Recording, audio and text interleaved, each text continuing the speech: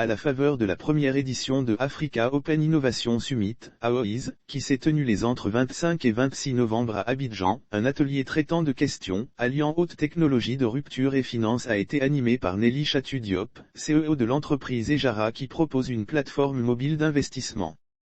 Son objectif est de redéfinir l'inclusion financière dans la zone CFA en démocratisant l'investissement par le Web 3.0 et la blockchain. Pour mieux présenter l'intérêt de cette solution à cet atelier qui était intitulé « Blockchain et inclusion financière », la conférencière a fait un bref historique du Web, rappelant qu'il y avait au départ, le Web 1.0 où l'on ne pouvait être que consommateur de contenu, lecture. Ensuite, arrive le Web 2.0 dans lequel en plus d'être consommateur, l'on est créateur de contenu, lecture/écriture, avec tout de même une limitation dans la fluidité en ce qui concerne les transferts d'argent et la rémunération des données. Elle a rappelé qu'aujourd'hui, on a 5 milliards de vidéos vues par jour sur YouTube, 500 000 tweets publiés par jour, plus de 3,5 millions de messages écrits sur Facebook. Toutes ces données créées, centralisées et capitalisées, deviennent une valeur, qui est aujourd'hui monétisée.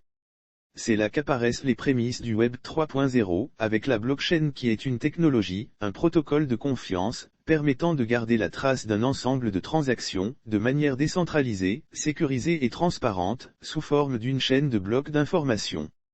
Ici, l'utilisateur a le droit de propriété sur les données, sur les actifs. Il bénéficie d'une accessibilité aux données et d'un processus transparent qui garantit la sécurité des transactions. Cet Internet-là, Web 3.0, vous donne ainsi la pleine propriété sur vos données, et c'est vous qui donnez l'autorisation à une entreprise de les utiliser contre rémunération, a indiqué la conférencière. Toujours selon elle, ce nouveau paradigme favorise l'inclusion financière. Le caractère instantané qu'offre aujourd'hui la communication sur Internet devient aussi valable pour les transactions financières. La blockchain permet d'acheter des actifs numériques de toute valeur, favorisant ainsi l'inclusion financière des petits épargnants.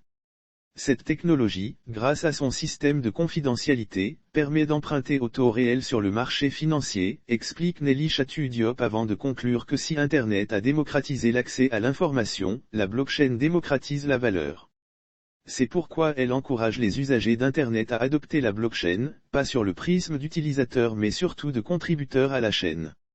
L'investissement est alors rendu possible à tous, même aux petits épargnants, à travers un système de fractionnement d'actions qui permet d'investir à bas prix dans les plus grandes sociétés cotées en bourse du monde.